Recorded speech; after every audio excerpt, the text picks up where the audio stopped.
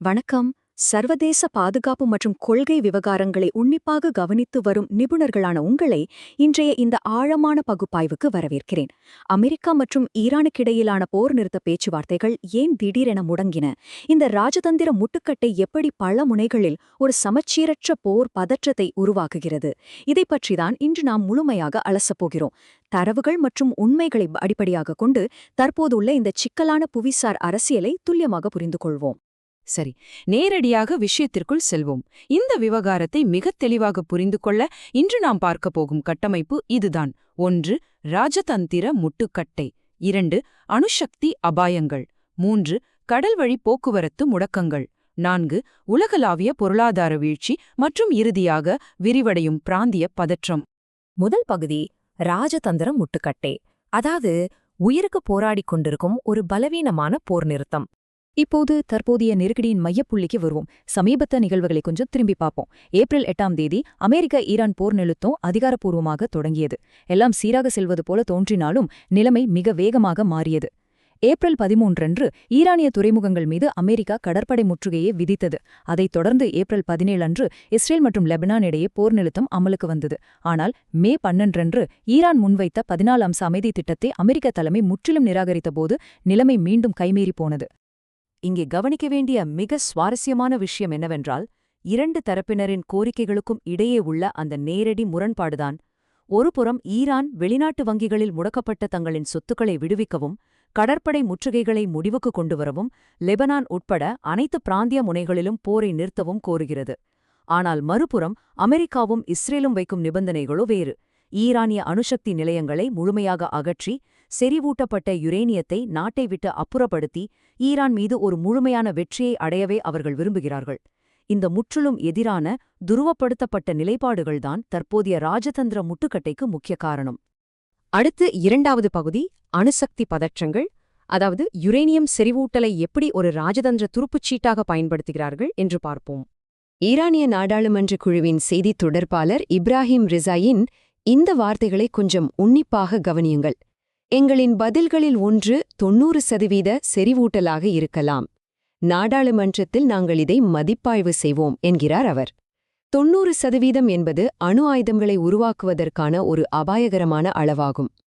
அமைதி பேச்சுவார்த்தைகள் தோல்வியடைந்தால் ஆயுதங்கள் தயாரிக்கும் அளவிலான செறிவூட்டலுக்கு செல்வோம் என்ற ஈரானியன் இந்த நேரடி அச்சுறுத்தல் சர்வதேச போர் நிறுத்த விவாதங்களை எப்படி முடக்குகிறது என்பதை சற்று சிந்தித்து பாருங்கள். இந்த அணுசக்தி அச்சுறுத்தலின் தீவிரத்தை புரிந்து கொள்ள சர்வதேச அணுசக்தி முகமையான IAEAவின் சமீபத்திய தரவுகளை எடுத்துக்கொள்வோம். அவர்களின் அறிக்கையின்படி ஈரானிடம் தற்போது 440 கிலோவுக்கும் அதிகமான செறிவூட்டப்பட்ட யுரேனியம் கையிருப்பில் உள்ளது. பேச்சுவார்த்தையின் போது ஈரான் ஒரு மாற்றுத் திட்டத்தை முன்வைத்தது. அதாவது, தனது யுரேனியத்தில் ஒரு பகுதியை நீர்த்துப் போகச் செய்யவும், மீதமுள்ளவற்றை 3ஆம் நாட்டிற்கு மாற்றவும், செறிவூட்டலை 20 ஆண்டுகளுக்கும் குறைவான காலத்திற்கு இடைநிறுத்தவும் அது சம்மதித்தது. ஆனால் இஸ்ரேல் மற்றும் அமெரிக்கா கோருவதைப் போல தனது அணுசக்தி நிலையங்களை முழுமையாக அகற்றுவதை ஈரான் திட்டவட்டமாக நிராகரித்துவிட்டது. மூன்றாவது பகுதி கடல்வழி போக்குவரத்து முடக்கங்கள். ஹார்முஸ் ஜலசந்தியில் நடக்கும் சமச்சீரற்ற போர்முறை. இந்த உலகின் மிக முக்கியமான எரிசக்தி வழித்தடத்தில் உண்மையில் என்ன நடக்கிறது தெரியுமா? ஒரு இரட்டை முற்றுகை. ஆம், வணிக கப்பல் போக்குவரத்தை ஈரான் ஹோர்முஸ் ஜலசந்தியில் முடக்குவதோடு அங்கு கப்பல்களுக்கு கட்டண வசூல் முறைகளையும் செயல்படுத்துகிறது. அதே நேரத்தில் ஈரானின் எண்ணெய் ஏற்றுமதியை தடுப்பதற்காக ஈரானிய துறைமுகங்கள் மீது அமெரிக்கா தனது கடற்படை முற்றுகையை தீவிரப்படுத்துகிறது. தங்களுக்கு சாதகமான ஒரு தீர்வை எட்டுவதற்காக இருதரப்பும் இந்த கடற்வழி போக்குவரத்து நெரிசல்களை ஒரு சமச்சீரற்ற போர் உத்தியாக எப்படி பயன்படுத்துகின்றன என்பதற்கு இது ஒரு சிறந்த உதாரணம். இப்போது 4வது பகுதிக்கு வருவோம். கப்பல் போக்குவரத்து மற்றும் அதனால் ஏற்படும் பொருளாதார வீழ்ச்சி. இது எப்படி உலகளாவிய விநியோகச் சங்கிலியை உலுக்குகிறது என்று பார்ப்போம். முதலில் பங்கர் எரிபொருள் என்றால் என்ன என்பதை நாம் தெரிந்து கொள்ள வேண்டும். கச்சா எண்ணெயை சுத்திகரிக்கும்போது அடியில் தங்கும் ஒரு கனமான எச்சம்தான் இது. இதுதான் வணிக சரக்கு கப்பல்களை இயக்க பயன்படும் மிக முக்கியமான எரிபொருள். ராஜதந்திர தோல்வியால் சிங்கப்பூர் போன்ற சர்வதேச மையங்களில் இந்த பங்கர் எரிபொருளுக்கு தற்போது ஏற்பட்டுள்ள கடுமையான தட்டுப்பாடு சர்வதேச கப்பல் துறையையே முற்றிலுமாக முடக்கி வருகிறது. இந்த எரிபொருள் தட்டுப்பாட்டின் தாக்கம் எவ்வளவு பெரியது என்பதை புரிந்து கொள்ள இந்த ஒரு எண்ணை பாருங்கள். 80% ஆம், கடல் வழியாக கொண்டு செல்லப்படும் ஒட்டுமொத்த உலகளாவிய வர்த்தக பொருட்களில் 80% விநியோகம் பாதிக்கப்பட்டுள்ள இந்த பங்கர் எரிபொருளைத்தான் முழுமையாக நம்பியுள்ளன. இதனால்தான் இந்த ஒற்றை தட்டுப்பாடு ஒட்டுமொத்த உலகளாவிய விநியோகச் சங்கிலியையும் ஆட்டம் காணச் செய்கிறது.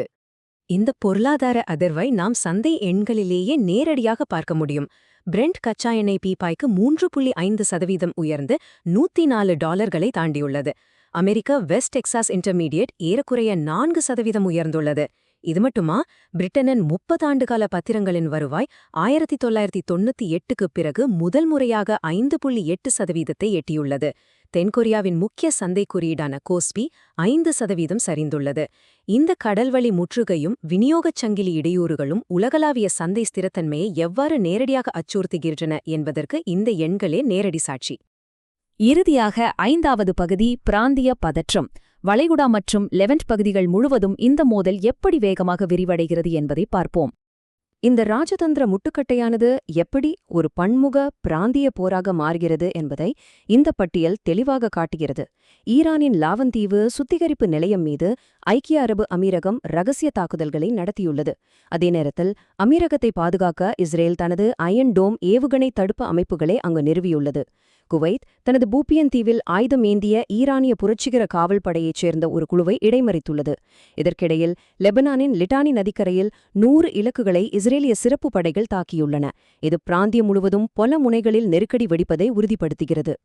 ஆனால் இந்த மூல போராயங்கள், புள்ளி விவரங்கள் எல்லாவற்றையும் தாண்டி நாம் முக்கியமாக கவனிக்க வேண்டியது இதனால் ஏற்படும் மனித இழப்புகளைத்தான்.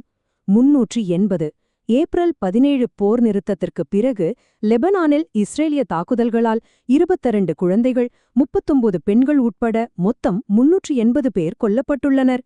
இந்த பிராந்திய போர் விரிவாக்கத்தின் உண்மையான கொடூரமான வலியை இந்த எண் நமக்கு உணர்த்துகிறது. இறுதியாக உங்களிடம் ஒரு முக்கியமான கேள்வியை முன்வைக்க விரும்புகிறேன். இந்த பன்முகப்போர் விரிவாக்கத்தையும் தாண்டி தற்போதைய ராஜதந்திர கட்டமைப்பு பிழைக்குமா, அல்லது மத்திய கிழக்கு பாதுகாப்பில் ஒரு நிரந்தரமான புதிய புவிசார் அரசியல் மாற்றத்தை நாம் கண்ணெதிரே காண்கிறோமா? சர்வதேச பாதுகாப்பு நிபுணர்களான நீங்கள் இந்த மூலோபாய தோல்விகளின் நீண்டகால விளைவுகளைப் பற்றி தீவிரமாக சிந்திக்க வேண்டும். இந்த ஆழமான பகுப்பாய்வு உங்களுக்கு பெரிதும் பயனுள்ளதாக இருந்திருக்கும் என நம்புகிறேன். மீண்டும் ஒரு சுவாரஸ்யமான விளக்க உரையுடன் சந்திப்போம்.